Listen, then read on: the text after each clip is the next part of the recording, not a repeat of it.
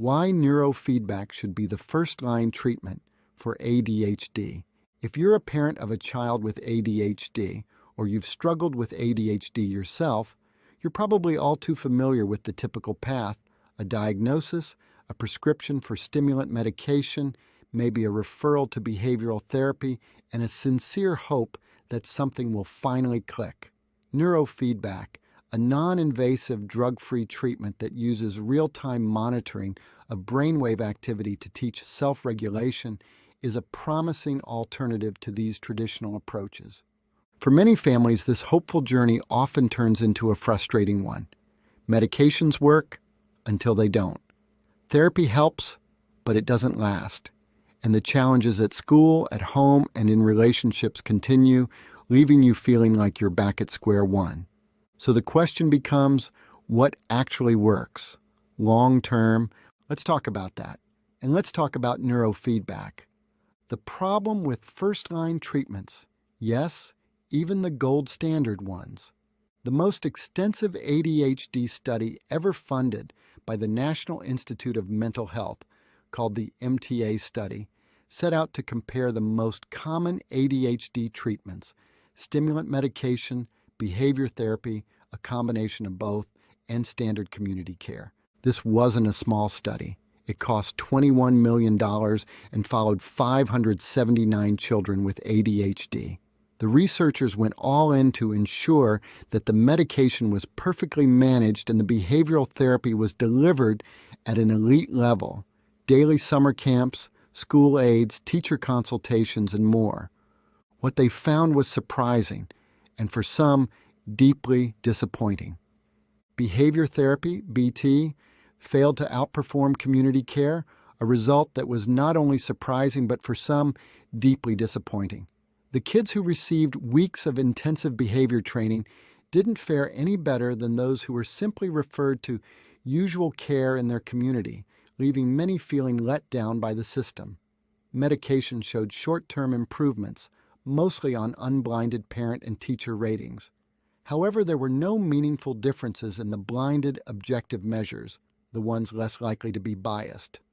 Long-term benefits disappeared. At follow-ups 10 months, 2 years, and even 6 years later, the initial benefits from medication or combined treatment vanished.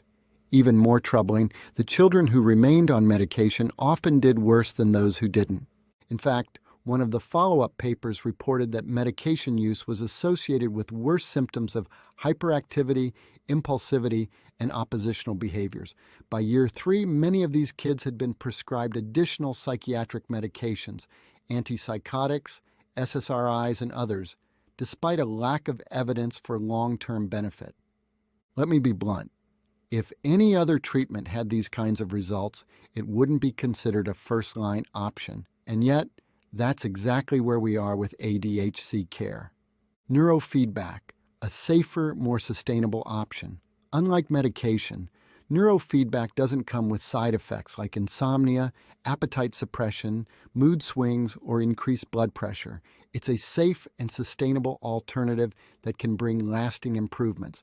Neurofeedback isn't new. It's been around for more than 50 years, and it's built on 2 solid scientific foundations: operant conditioning, learning through feedback and reward, similar to how we train animals or learn to ride a bike, and neuroplasticity, the brain's ability to rewire itself, which means it can learn and change throughout life.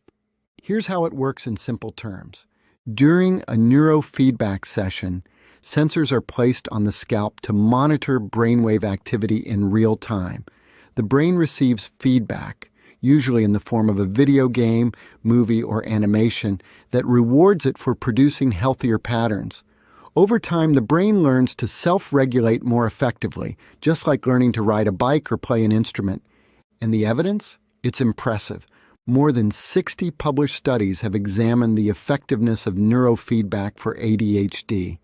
When we look at these studies, the results are clear. Parents reported significant improvements in core ADHD symptoms: inattention, impulsivity, hyperactivity. Teachers saw the same improvements even though they weren't involved in the treatment process. Objective measures of attention and impulse control improved, including computerized testing and neuropsychological assessments. Brainwave patterns changed, and those changes persisted months and even years after treatment ended. In one long-term study, 80% of kids who received neurofeedback reduced or eliminated their medication use within 3 years and still showed lasting improvements in focus and behavior. Head-to-head, neurofeedback versus medication. A number of studies have compared neurofeedback directly to stimulant medication. What they found is noteworthy. Neurofeedback often produced results equal to medication in improving attention and reducing hyperactivity and impulsivity. Academic performance improved more with neurofeedback than medication in at least one study. Most importantly, the gains lasted longer, often for months or years after training ended, while medication effects stopped when the pills stopped. And unlike medication, neurofeedback doesn't come with side effects like insomnia, appetite suppression, mood swings, or increased blood pressure. So why isn't this common knowledge? That's the million-dollar question. Part of the reason is inertia in the medical system.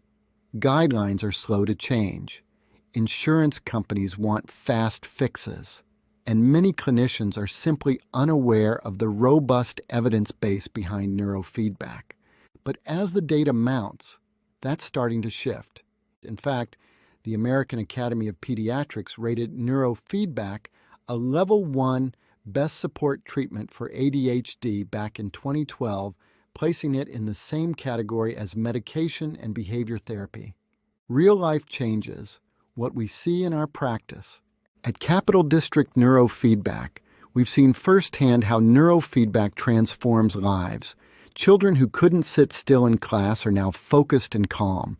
Teens who struggle with impulsivity and anxiety begin making thoughtful, grounded choices. Parents who were overwhelmed and burned out begin to breathe again. Violent and impulsive behavior dissipates at home and at school. The process isn't magic, it's training, or perhaps better understood as retraining. Retraining the brain is really what neurofeedback is all about. But it is a change process working with the brain at the source of the problem, not just trying to suppress symptoms. We work with each child's unique brain patterns, often combining neurofeedback with coaching on sleep, nutrition, and home structure. The results speak for themselves: better behavior, improved focus, reduced anxiety, and often a much happier family dynamic. And why do we almost always get better results than the literature suggests? It's actually quite simple. The literature is built upon retraining ADH with a single protocol, one protocol. In practice, we often have our clients retraining the brain with a series of 6 to 10 protocols over 3 to 6 months. This is a game changer, and we see it over and over. Your destiny, your child's destiny. The future can be better than you ever imagined, without drugs and without a life of endless therapy sessions. Final thoughts. What you deserve to know. If you've been down the road of therapy appointments, medication trials, and behavioral plans that don't stick, it's not your fault. You're not alone, and your child isn't broken, but you do have options. Neurofeedback offers a science-based, safe, and sustainable way to help your child's brain and your family thrive. It's not a quick fix, but it is a lasting one. So whether you've just received a diagnosis or you've been battling ADHD for years, I encourage you to explore neurofeedback. Ask questions, do your research, and know that real change is possible. You and your child deserve that. Please reach out to us. I am certain we can help.